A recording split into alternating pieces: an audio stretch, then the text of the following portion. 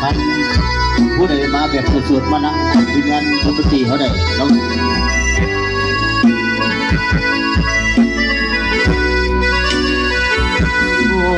มาเป็นหนึ่งสุดขันสาวใส่ทานีเจ้าสดสวยโสพีสมที่เขาเลือกเขาสาผู้สาวที่ได้ใกล้ๆข้าน้ำนั่งมายังทายแพ้แต่การรักเหนือคำเขาเอิญเก่าข้างสาวใส่หน้าลืมอายบ่ลืมว่าอาจารย์หัวใจอ้ายพวกหาได้พบแก้วตาคืนนั้นสมคำเขา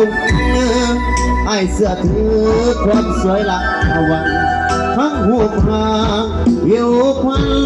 หอยยิ้มก็หวานสาวผ่านเหือนเพอาชีพทำนาหาปังอยู่ตั้งสายพัดว่าจะมอง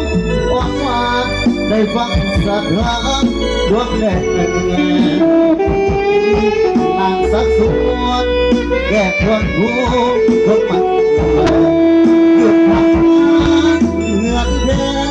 งามจริงแท้สาวใส่เธอคนนี้งามจะจากอายอะไรเงื่อนแท้หากใจง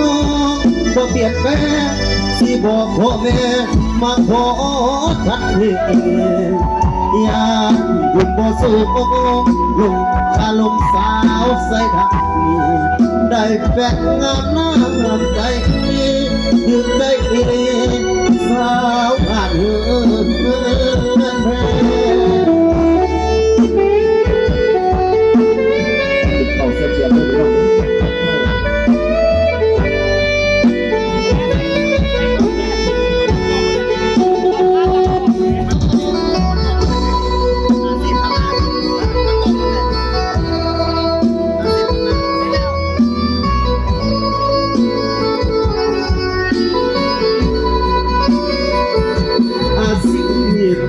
น้องปักอยู่ทางซ้ายคัน